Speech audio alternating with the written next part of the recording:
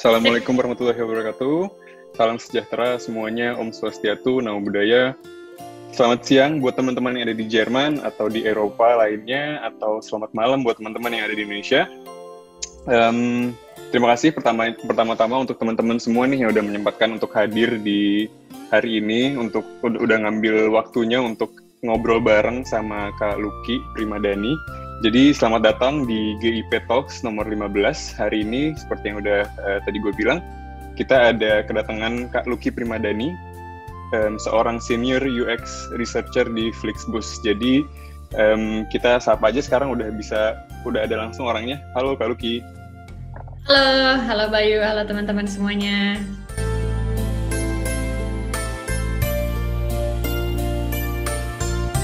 Oke, jadi gue adalah seorang UX researcher, sekarang bekerja di Flixbus. Dia adalah mobility company di Jerman. Terus gue juga selain kerja, gue aktif ngajar sebagai volunteer buat ngajarin tentang UI UX di Ready School. Ready School itu adalah sekolah untuk pendatang di Jerman dan refugee juga. Jadi sekarang gue ngajar di sana dan juga aktif mentoring untuk salah satu inisiatif yang keren banget dari pemerintah Jerman, namanya Tech for Germany. Jadi di Jerman itu sekarang lagi ada inisiatif untuk memperbaiki sistem administrasi yang ada untuk di-digitalize. Jadi di situ gue bantuin para young professionals yang mau terlibat dalam project-projectnya untuk jadi mentor gitu. Sekarang gue punya 2 mentee di sana yang gue khusus mentoring di bidang desain gitu. Iya, terus palingnya selain itu aktif juga ngembangin UX Lucky, banyak ngadain acara-acara dan webinar supaya ngebantu teman-teman supaya bisa lebih belajar desain lebih baik lagi. Paling gitu aja sih.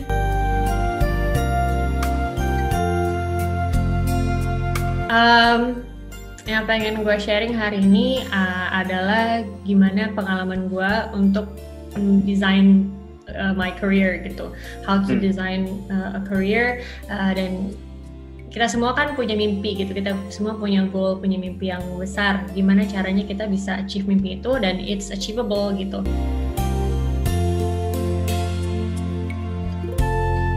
Oke, jadi mungkin dimulai dari ditarik ke belakang lagi, mungkin bisa relatable juga sama teman-teman yang lain. Pernah nggak sih kayak teman-teman ngerasa gundah gitu, mulai dari lulus SMA gitu mau kuliah apa, terus abis kuliah mau kerja apa, terus abis kerja mau ngapain, atau mau lanjut kerja apa. Nah dari situ tuh sebenarnya pas dari zaman lulus SMA tuh udah mulai kegundahan itu mulai muncul gitu, ngambil kuliah apa ya, ekonomi atau ngambil desain, karena waktu itu kan kayaknya sebagai anak SMA nggak tahu apa-apa, terus kayak kayaknya kalau misalnya dilihat dari masa depannya ekonomi lebih menguntungkan, lebih aman gitu. Kalau desain kayaknya kayak nggak menghasilkan kayak gitu-gitu. Ngerasa ada sebuah perasaan prestige gitu kalau ngambil mata kuliah tertentu gitu, misalnya kedokteran atau apa, kan di Indonesia sangat kayak gitu ya modelnya. Aduh gimana ya, tapi orang tua gue kebetulan waktu itu sangat suportif, jadi bener-bener menyerahkan keputusannya di gue. Dan waktu itu karena gue suka desain, gue suka gambar, ya waktu itu masih desain tuh suka gambar, bukan desain itu problem solving, tapi karena suka gambar gitu, jadi kayak anaknya kreatif gitu, kayak desain tuh sesuatu yang bisa jadi gue pengen lakuin gitu di masa depan. Terus dari situ oke lah, berarti gue ambil desain nih, gue fokus ngambil bimbel untuk bisa masuk ITB. Persiapan masuk ITB itu ngambil bimbel gambar, les gambar gitu. Sampai dari situ deh mulai kayak dari sini tuh gue udah bisa mulai memutuskan gue pengen ngapain gitu di masa depan. Nah mulai dari sini, tapi nggak selesai sampai situ aja ternyata. Jadi setelah gue udah mulai masuk ke dunia kerja 4 tahun sebagai graphic designer, di situ gue ngerasa kerjaan gue kok kayak nggak impactful ya, gue nggak happy sama kerjaan gue. Kenapa?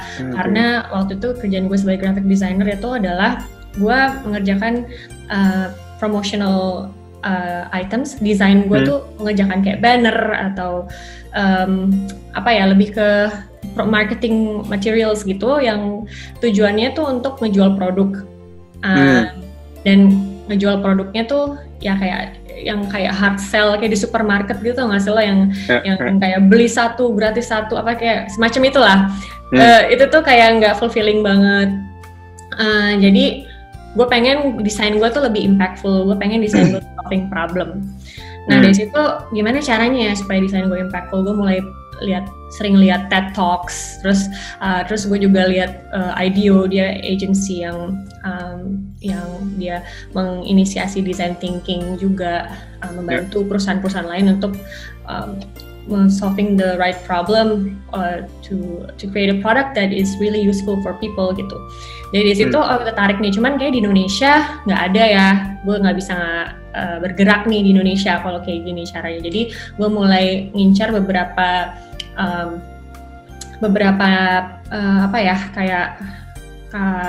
kampus gitu di luar negeri yang kayaknya emang ada mata kuliah itu, karena di Indonesia sama sekali nggak ada mata kuliah yang berhubungan dengan tema tersebut.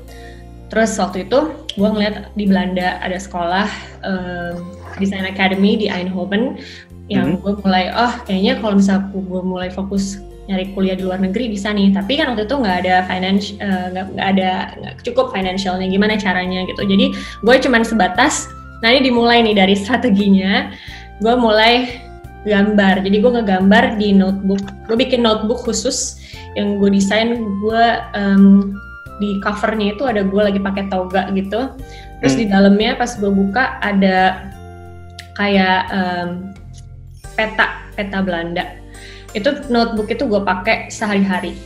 Nah dari situ itu gue mulai ngerasa secara alam bawah sadar gue mencoba untuk mencapai mimpi gue itu pelan-pelan tanpa gue sadarin gitu.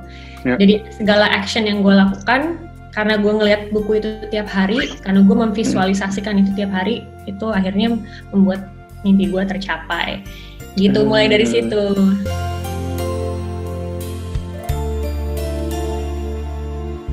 Jadi kalau dari industrinya sendiri ya, kayak how technology can solve people's problem, itu menurut gue udah impactful. Gimana kayak misalnya Amazon gitu, gimana bisa memudahkan kita untuk membeli sesuatu secara online gitu dengan cepat misalnya.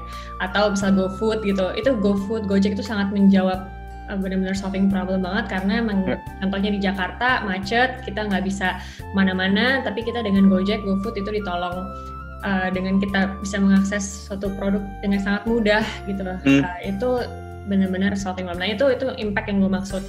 Menurut gue impactful, tapi dalam organisasinya itu sendiri, tempat kita bekerja memang banyak hal yang masih bisa kita improve, mulai dari kolaborasi, mulai dari gimana kita bisa lebih user centric dalam menciptakan produk, nggak hanya revenue oriented, nggak hanya mementingkan kepentingan bisnis aja, tapi dari kepentingan user juga, gimana kita bisa balance antara dua hal itu yang masih kurang, dan gue rasa itu kita masih PR-nya masih panjang untuk bisa achieve itu.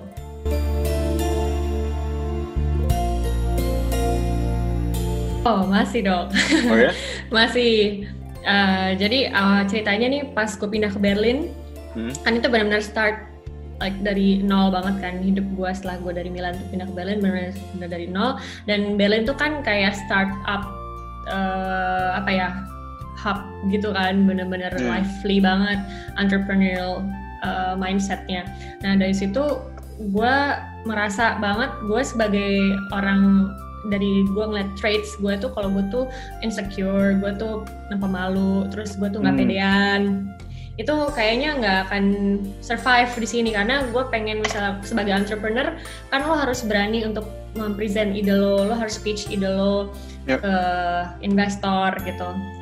Dan kalau misalnya di dunia kerja, kita juga harus bisa ngobrol sama stakeholders kita untuk bisa present ide kita dengan jelas. Nah hal-hal kayak gitu tuh gue ngerasa kurang banget. Makanya dari situ kayaknya gue butuh belajar bisa lebih pede, bisa lebih pede dalam mengutarakan ide, terutama dalam public speaking. Itu juga gue takut banget dulu, bener-bener kalau bisa nggak ngomong nggak deh gitu, mendingan. Tapi ternyata kalau gue nggak ngomong, orang nggak akan ngerti ide gue, orang nggak akan tahu kalau gue tuh pengen merubah sesuatu, gue pengen bikin sesuatu gitu.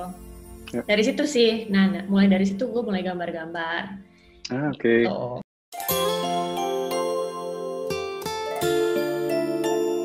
Ini mungkin gue bisa ngasih lihat sedikit atau gimana, Pak aja? Boleh banget. Ini kelihatan nggak ya? Pokoknya ini doodling gue ini, jadi buku gue tuh kayak gini, simple banget dari Muji. Terus ini masalah status quo ini, kelihatan nggak ya status quo-nya? Kalau gue tuh baru pindah Berlin, terus gue merasa nggak pede gitu. Pokoknya gue ngegambarin situasi gue tuh seperti apa sih nih, kayak gue takut banget public speaking. Terus gue ngegambarin ini di masa depannya. Mungkin nggak usah semuanya ya, karena belum semua terjawab, jadi gue nggak mau terlalu ngasih lihat. Takutnya nanti malah blunder lagi. Jadi pokoknya gue gambarin. Amin. Jadi gue gambarin gue kayak lagi megang bola dunia gitu, Ci. Megang bola dunia. Terus ada kayak pesawat gitu lagi keliling. Pokoknya di sini gue menggambarkan gue sebagai karakter gue di masa depan adalah ini agak-agak cringe juga sih gue bacanya. Cuman funny, techy, confident, and inspirational, fearless Lucky. Jadi itu gue menggambarkan diri gue di masa depan tuh orangnya seperti ini. Terus gue kayak lagi megang bola dunia gitu, terus ada pesawat, karena gue pengen work and travel for work gitu. I want to meet people from all over the world gitu. Nah, terus di sini ada kayak gue lagi jadi speaker di TED. Enggak sebenarnya. Amin. Jadi speaker gitu, karena gue saking takutnya public speaking, gue bener-bener gue pengen gambar gue lagi di panggung gitu, gue lagi jadi speaker. Terus itu ada beberapa itu yang alhamdulillah udah kesampaian. Jadi yang tadi lo nanya kan apa aja yang udah kesampaian. Ini mungkin kayak baru 20% dari yang gue cita-citakan. Enggak sih, 30%. 50%. Sorry. 50%. Oh, banyak terus. Udah 50%. Ini ada 6 wishes dan gue udah tercapai setengahnya, yaitu yang tadi jadi speaker itu. Terus gue jadi travel the world, sama gue give back to people juga, give back to community. Nah sekarang kan gue udah mulai ngajar-ngajar, gue udah mulai jadi mentor, terus gue bikin UX Lucky, itu gue merasa itu achieve fulfilling banget gitu. Gitu sih palingan. Kalau yang work and travel for work itu gue juga sempet itu gabung sama speaker sih, karena gue sempet jadi speaker di beberapa negara, kayak di Barcelona,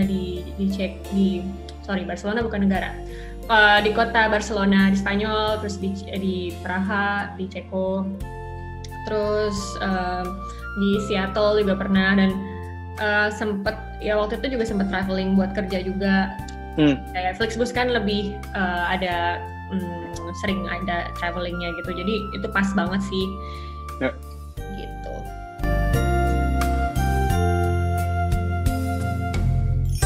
Paling memorable itu paling pas gue mulai ke Eropa ya. Itu karena gue sama sekali bener-bener nggak kebayang sama sekali, jauh dari keluarga, jauh dari orang tua, apakah gue bisa di sebuah negara yang asing banget gitu, bisa mandiri nggak sih, ngurusin apa-apa bisa sendiri nggak sih, karena gue juga anak tunggal kan lumayan juga ya, kayak manja gitu.